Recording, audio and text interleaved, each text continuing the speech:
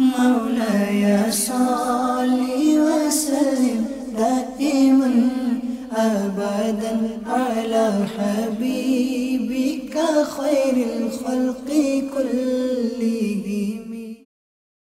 الحمد لله رب العالمين والصلاة والسلام على سيد الأنبياء والمرسلين. أما بعد فأعوذ بالله من الشيطان الرجيم. بسم الله الرحمن الرحيم. الصلاة والسلام عليك يا رسول الله وعلى آلك وأصحابك يا حبيب الله. الصلاة والسلام عليك يا نبي الله وعلى آلك وأصحابك يا نور الله. ماشاءاللہ، ایک حدیث ایک سبق میں آپ کی آمد، خوش آمدید. نبی رحمت، شفیع امت، مالک جنت، سراپا رحمت صلی اللہ علیہ وآلہ وسلم کا فرمان بابرکت ہے. مدینے کے مسافر مکتبۃ المدینہ کا جو رسالہ ہے اس سے آپ کو پڑھ کر سنا رہا ہوں. فرماتے ہیں، اے لوگو، بے شک بروز قیامت اس کی دہشتوں اور حساب کتاب سے جلد نجات پانے والا شخص وہ ہوگا جس نے مجھ پر دنیا کے اندر بکثرت درود شریف پڑھے ہوں گے. صلو علی الحبیب صلی اللہ تعالی علی محمد وعلی آلہ وصحبہ وبارک وسلم. Yes, obviously there is a curiosity. تجسس ہوگا کہ آج کی حدیث شریف اور اس سے حاصل ہونے والا سبق، اس کا ایٹ لیسٹ عنوان تو ہمیں پتہ چل جائے کہ آج مفتی صاحب کس پر کلام فرمائیں گے. مفتی صاحب سلسلے میں تشریف لائے ہوئے ہیں. سلسلے میں آمد مرحبا، ماشاء اللہ، ویلکم. خیریت سے ہیں حضرت؟ الحمدللہ، ماشاء اللہ تعالیٰ. جیسے کہ میں نے عرض کیا ہے مدنی چینل کے ناظرین سے، جب میں بات کر رہا تھا تو ایک تعداد ہوگی جسے تجسس محسوس ہوتا ہوگا. تو سبق کی امپورٹنس اپنی جگہ ہے، جو لیسن ہم لرن کریں گے اور وہ عملی زندگی میں ہم اسے انکارپوریٹ کرنے کی بھی انشاءاللہ اللہ تعالیٰ کی دی ہوئی توفیق سے کوشش کریں گے. لیکن پہلا سوال تو یہی ہے کہ آج عنوان کیا ہے، ٹاپک کیا ہے جو حدیث شریف آپ بیان کرنے جائیں گے؟ بسم اللہ الرحمن الرحیم. آج جو حدیث بیان کرنی ہے جی اس کا عنوان ہے شریعت کا منہج، موڈ آف شریعہ. ماشاء اللہ، شریعت کا طریقہ کار کیا ہے؟ بہت خوب، بہت خوب. یہ آج کا عنوان ہے. یہ ہم بھی دیکھتے ہیں کہ جب ہمیں کسی سسٹم کے میکانزم کے بارے میں، اس کی فنکشنالٹی کے بارے میں پتہ چل جاتا ہے تو ایک تو بہت سارے ابہام دور ہو جاتے ہیں، اور یعنی کہ جو ہم اپنی نادانیوں کے سبب نقصان اٹھا سکیں، جس کا خطرہ ہوتا ہے، تھریٹ ہوتا ہے، اس سے بھی بہت بڑی حفاظت ہو جاتی ہے. تو ماشاءاللہ چلیں، اگر آپ یہ میکانزم سمجھنے میں ہمیں جو آپ سمجھائیں گے ہم سمجھ میں آ جائے گا انشاءاللہ، تو امید ہے کہ ایک وسوسوں کی ایک تعداد وہ ہوگی جس کی کاٹ ہو جائے گی انشاءاللہ تعالیٰ. اس کا مطلب میں کچھ صحیح گیس کر رہا ہوں. جی ہاں، بالکل. ماشاء اللہ تعالیٰ. مفتی صاحب پھر حدیث شریف کی برکتیں حاصل کریں. عن ابی ثعلبہ الخشنی رضی اللہ تعالی عنہ عن رسول اللہ صلی اللہ علیہ وسلم قال ان اللہ فرض فرائض فلا تضيعوها وحد حدودا فلا تعتدوها وحرم اشیاء فلا تنتهكوها وسکت عن اشیاء رحمة لکم من غیر نسیان فلا تبحثوا عنها. حضرت ابی ثعلبہ خشنی رضی اللہ تعالی عنہ روایت کرتے ہیں کہ رسول اکرم صلی اللہ علیہ وسلم نے ارشاد فرمایا، اللہ تعالیٰ نے تم پر فرائض کو مقرر فرمایا، فلا تضيعوها، انہیں ضائع نہ کرو. اللہ اللہ، یعنی ان پر عمل نہ کرنا، ان فرائض کو ضائع کرنا ہوا. ٹھیک. وحد حدودا فلا تعتدوها، اور اللہ تعالیٰ نے اشیاء کی حدود بیان فرما دیں، ان حدود کے گرد رہو. ٹھیک. وحرم اشیاء، فلا تنتہکوها، اور کچھ چیزیں ایسی ہیں جنہیں حرام قرار دے دیا، ان کے قریب مت جاؤ۔ ٹھیک، 3 چیزیں ہو گئیں۔ صحیح، نمبر 1 فرائض کا بیان کو کرنا، مینشن کر دیا گیا، ٹھیک ہے، دین اسلام کے اندر بہت ساری چیزیں فرائض میں سے ہیں، صحیح، واجبات میں سے ہیں، لوازمات میں سے ہیں، تو ان کو ادا کرنا ہر مسلمان کے لیے ضروری ہے۔ صحیح، اب فرائض کی حدود ہیں،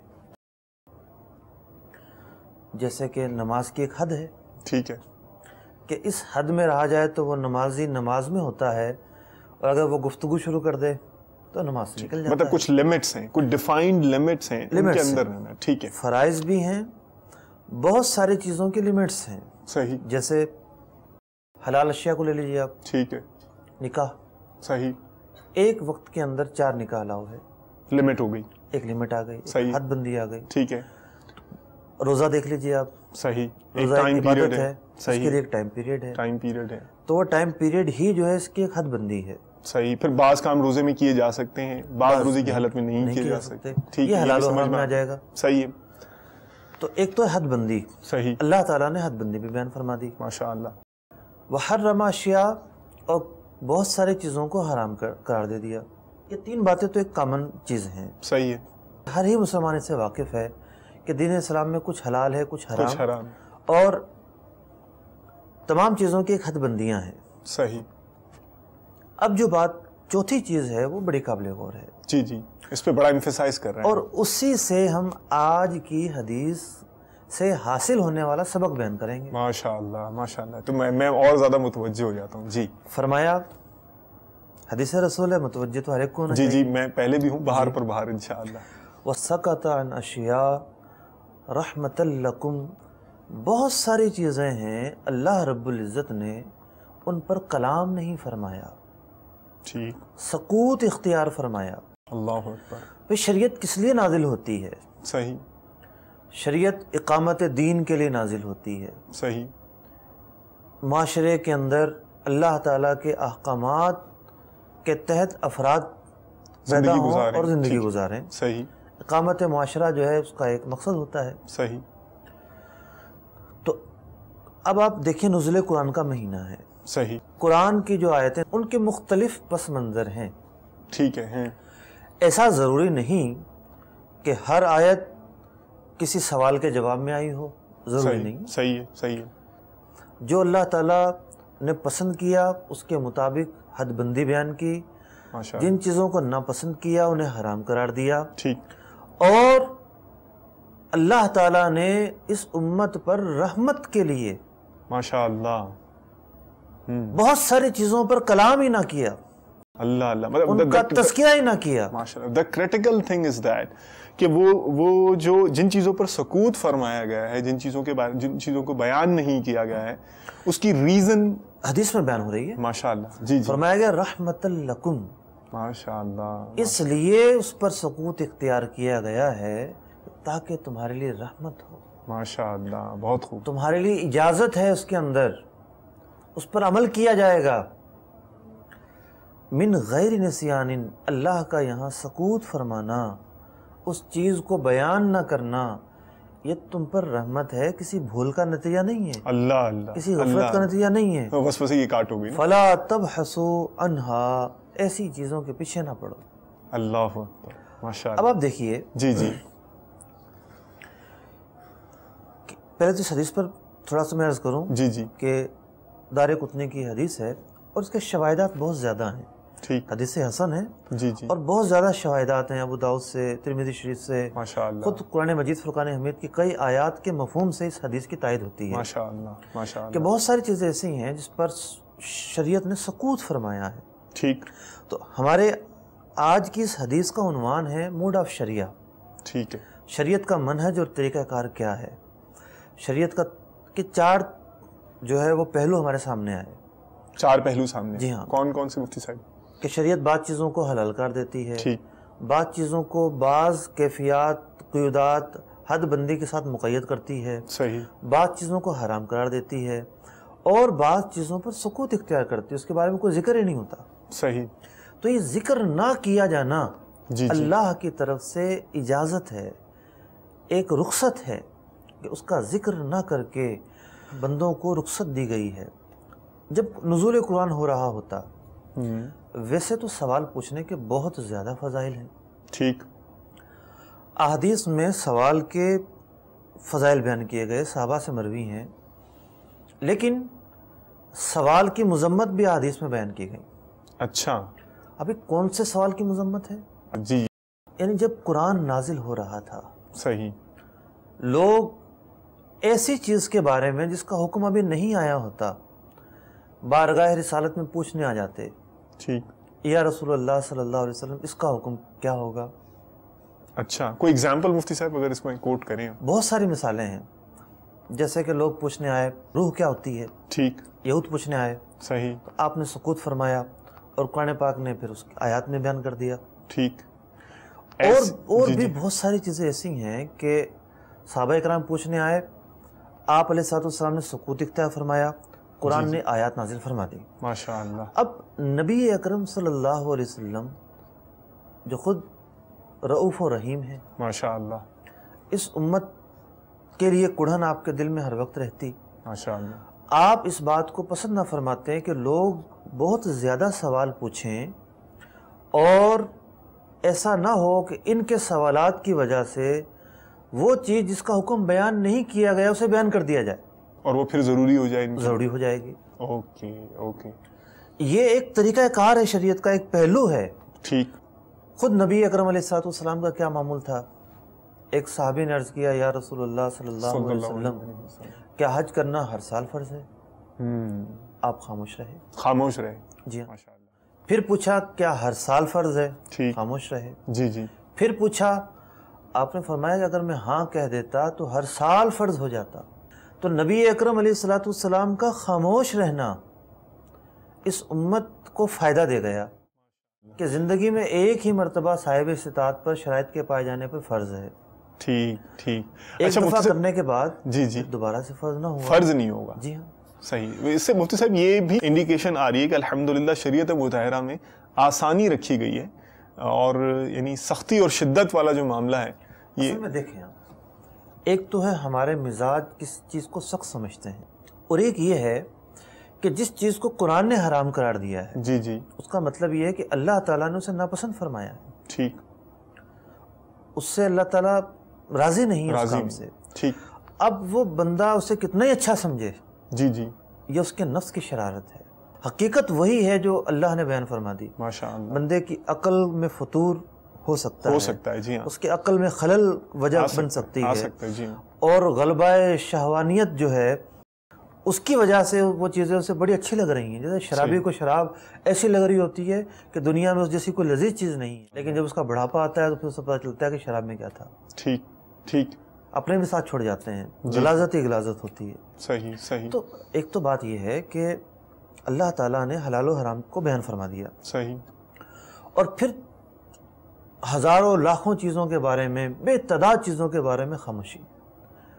یہ خاموشی رحمت ہے. مفتی صاحب ایک بڑا کرٹیکل کویشچن ذہن میں آتا ہے، کسی کے بھی ذہن میں آ سکتا ہے کہ اچھا جی حلال مینشن کر دیا گیا، حرام مینشن کر دیا گیا، بعض چیزوں کے بارے میں سکوت بھی ہے، اور یہ سکوت جو ہے اللہ تبارک و تعالیٰ کی رحمت ہے اپنے بندوں پر. تو ٹھیک ہے، اس کے بارے میں تو کچھ سنا نہیں ہے، کچھ پتہ نہیں ہے، تو یہ اللہ کی رحمت ہوگی ہم پر، تو چلو یہ کر لیتے ہیں. تو اب یہ تو پھر یعنی کیا یہ فلسفی، یہ تھنکنگ، یہ مینٹلٹی یہ ٹھیک ہوگی؟ اصل میں یہ بحث عوام کے لیے بھی ہے، لیکن عوام کو فیصلہ کرنے کا اختیار نہیں ہے. مطلب یہ نہیں ہے کہ میڈیکل فیلڈ کے بارے میں جنرل معلومات کیوں نہیں ہے؟ اچھا ہاں یہ بتائیں. جی. ہزاروں آیتیں ہیں. صحیح. ہر وقت ہر آیت اس کے ذہن میں رہے. اس نے تو قرآن بھی معنی کے ساتھ نہیں پڑھا. ٹھیک ہے. وہ جس چیز کو حلال سمجھ رہا ہے ممکن ہے قرآن نے حرام کر دیا ہو. صحیح. لاکھوں حدیثیں ہیں.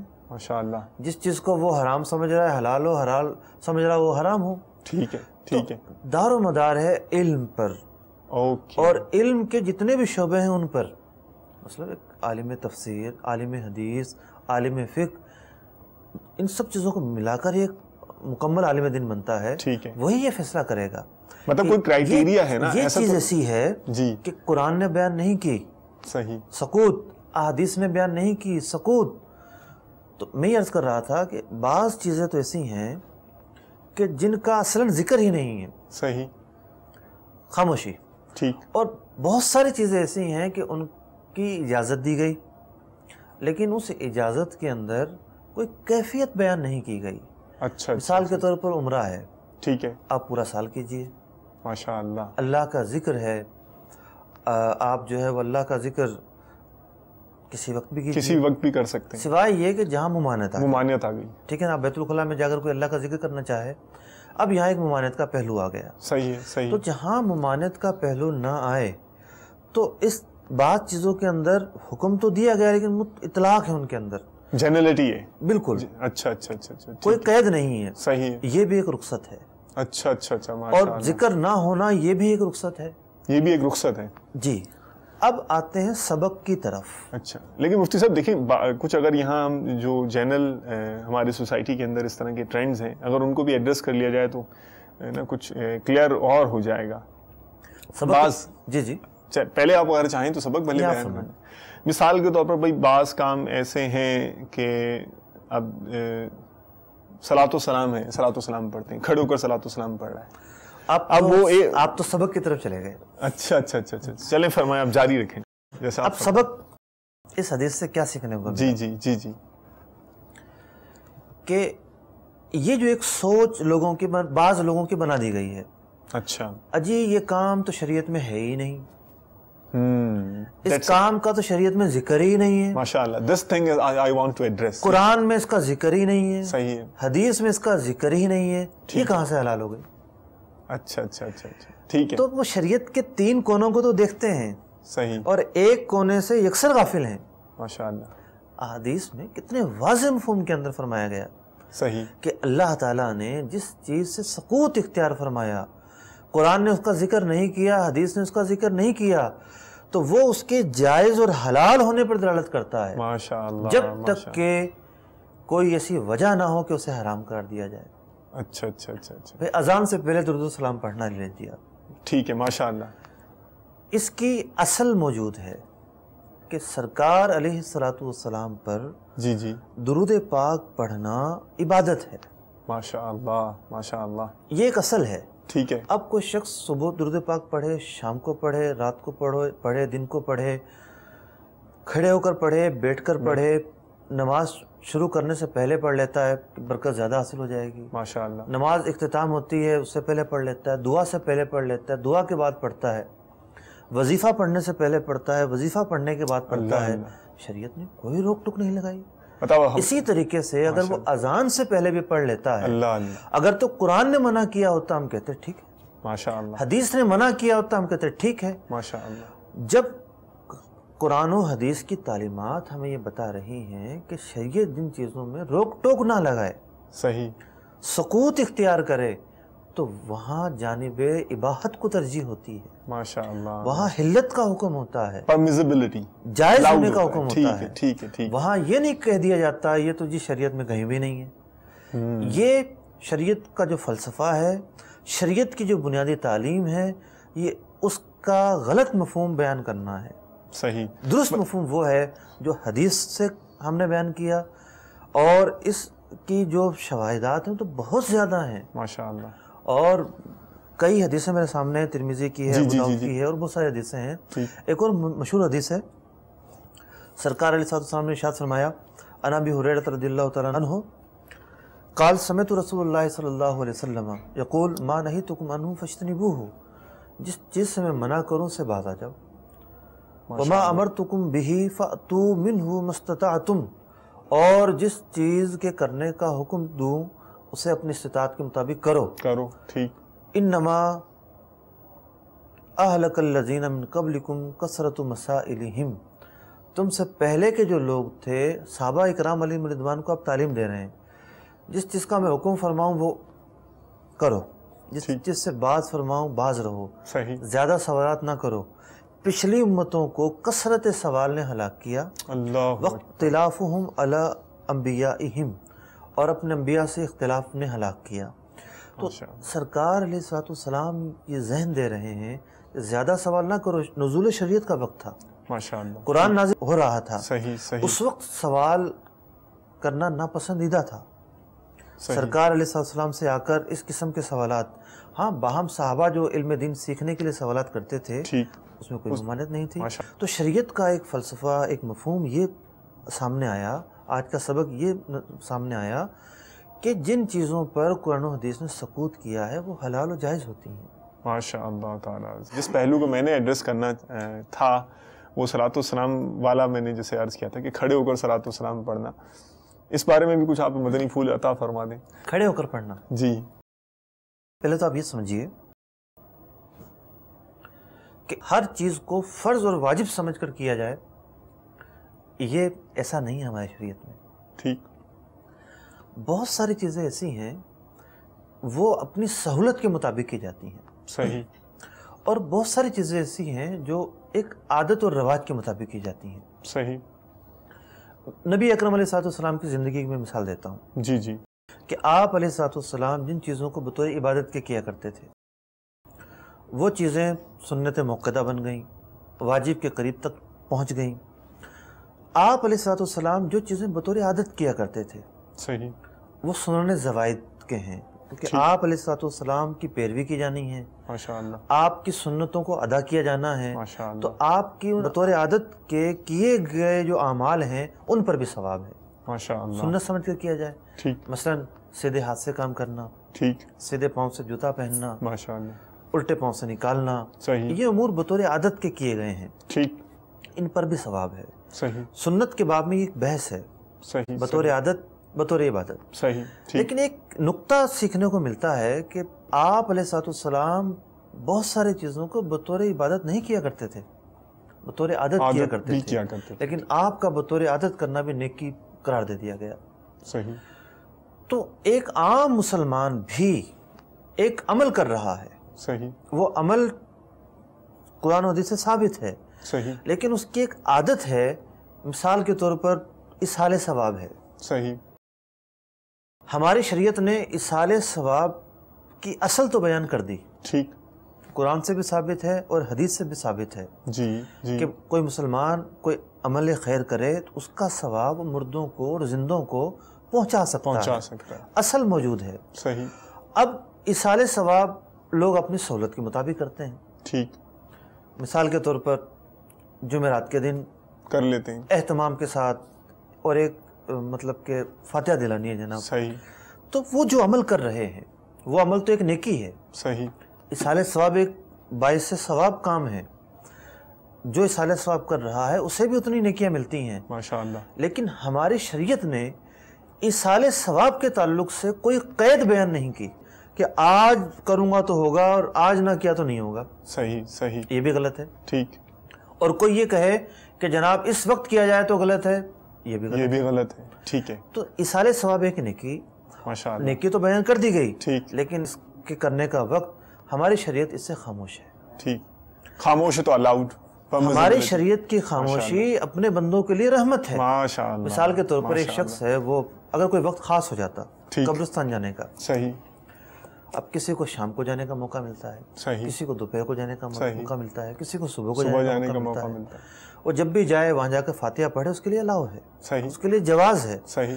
قبرستان پر جانا، وہاں جا کر جو ہے وہ مردوں کو سلام کرنا، وہاں جا کر اصحال ثواب کرنا، آخرت کا تذکرہ کرنا، یہ سب محمود کام ہے، ماشاءاللہ، پسندیدہ کام ہے. ماشاءاللہ. لیکن ہماری شریعت نے کوئی بھی قید بیان نہیں کی کہ فلاں دن جاؤ گے، فلاں دن نہیں جاؤ گے. صحیح. اب کوئی اپنی سہولت کے مطابق جائے، صحیح، تو اسے اس بات کا اختیار ہے. ماشاءاللہ. اسی طریقے سے صوم ہے.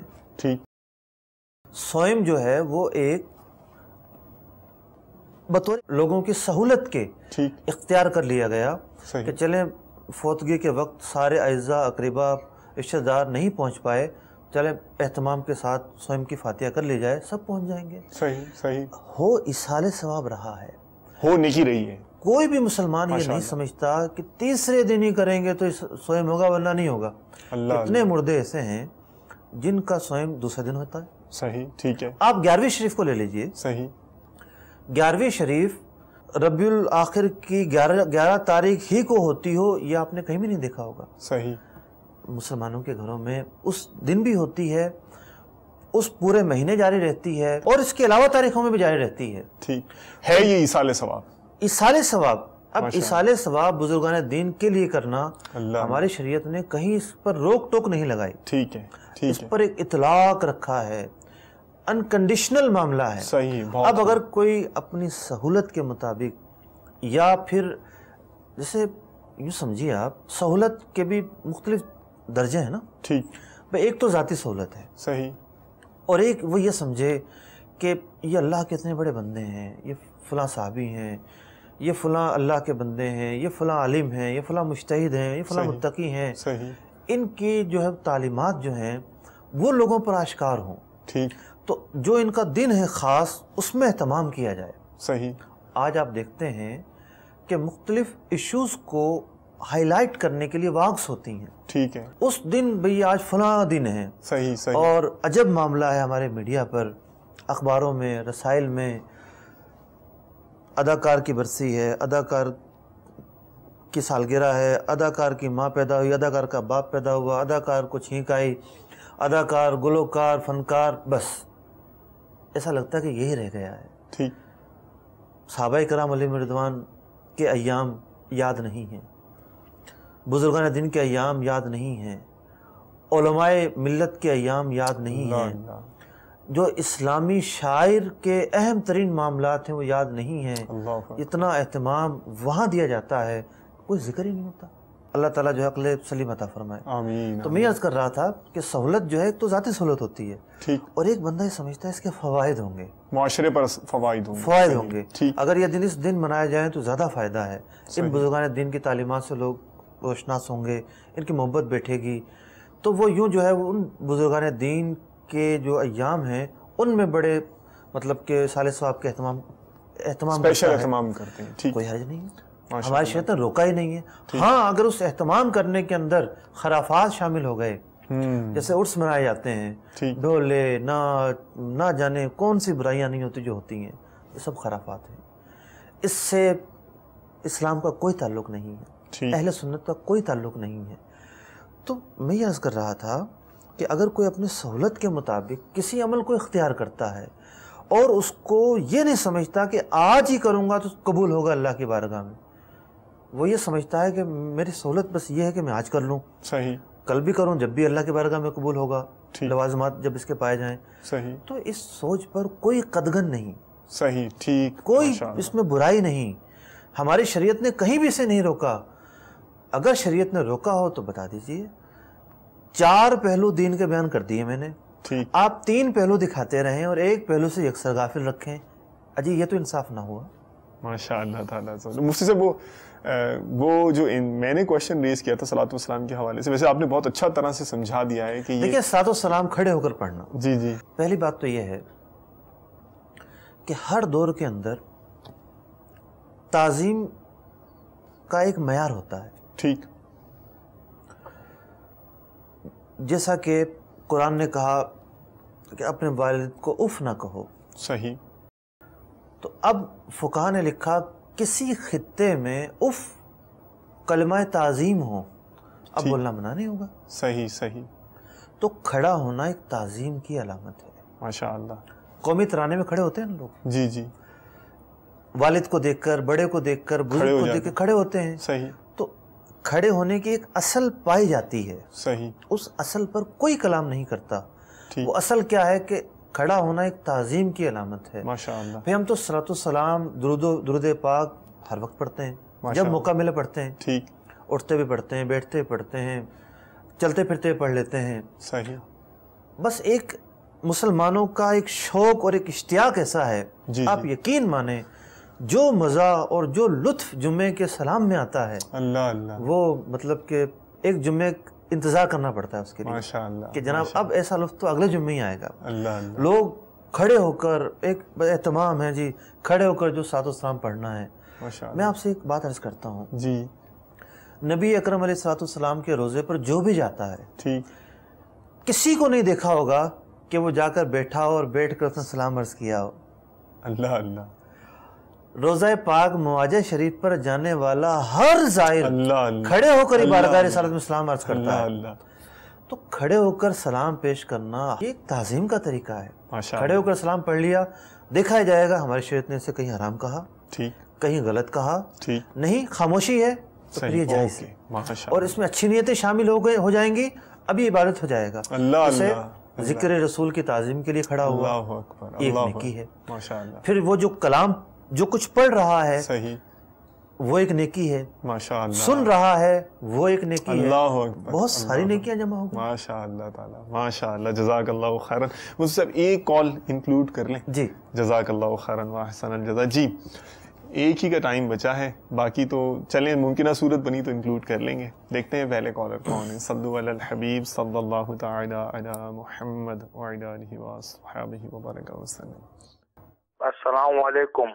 وعلیکم السلام ورحمۃ اللہ وبرکاتہ. باب المدینہ کراچی سے بول رہا ہوں. میرا سوال یہ ہے کہ میرا ایک پلاٹ ہے جو مجھے لے ہوئے 5-6 سال ہو گئے ہیں, تو اس کے مقصد میں زکوٰۃ نکالوں یا نہیں؟ میں نے بیچنے کی نیت سے وہ لیا تھا. جی مفتی صاحب. ہاں, جب بیچنے کے لیے نیت سے لیا تھا تو ان کو زکوٰۃ نکالنی ہوگی. زکوٰۃ نہیں تو اس کی مارکیٹ اور ویلیو جتنے سال نہیں نکالی اس کی بھی نکالنی ہوگی. اور ہر سال جب ان کے نصاب کا سال پورا ہوتا ہے اس وقت جو مارکیٹ ویلیو ہے اس کے مطابق زکوٰۃ نکالیں گے. اچھا, یعنی اینڈ کی جو تاریخ ہوگی اس پر جو مارکیٹ ویلیو ہوگی اس کو دیکھا جائے گا. نصاب کا سال جب پورا ہوتا ہے ختم اس وقت کیا مارکیٹ ویلیو ہے. ماشاء اللہ تعالیٰ جزاک اللہ خیرن. چلیں ایک اور کال بھی شامل کر لیتے ہیں. صلو علی الحبیب صلی اللہ تعالی علی محمد وعلی آلہ وصحبہ وبارک وسلم. السلام علیکم ورحمۃ اللہ وبرکاتہ. وعلیکم السلام ورحمۃ اللہ وبرکاتہ. محمد عارف اتاری عرض کر رہا ہوں کہ جب جمعہ کی پہلی اذان ہوتی ہے تو کیا اس وقت اسلامی بہنیں نماز ظہر ادا کر سکتی ہیں یا ان کو دوسری اذان کا انتظار کرنا پڑے گا؟ جزاک اللہ خیرہ. السلام علیکم ورحمۃ اللہ وبرکاتہ. وعلیکم السلام ورحمۃ اللہ وبرکاتہ. جی مفتی صاحب. اذان اصل میں ان لوگوں کے لیے ہے کہ جنہیں مسجد کی طرف چل کر آنا ہے. ٹھیک. اذان کے جواب کے 2 حصے ہوتے ہیں. صحیح.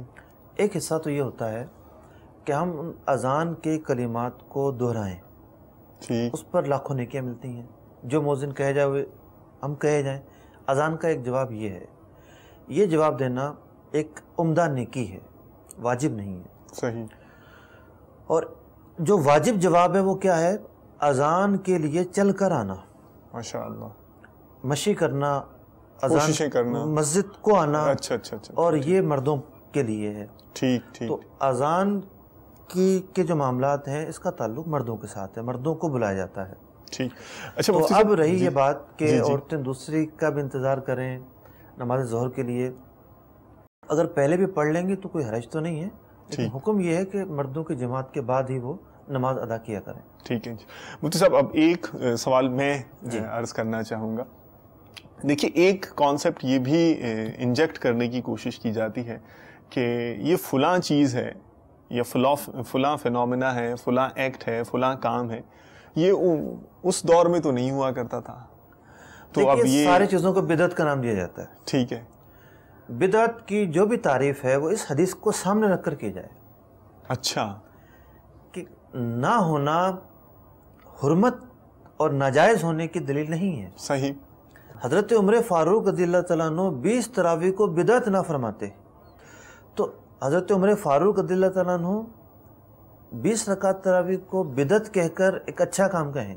تو پتہ ہی چلا کہ بدعت کے لفظی معنی تو نئی چیز, ہر نئی چیز حرام ہو ایسا ضروری نہیں ہے. ماشاء اللہ.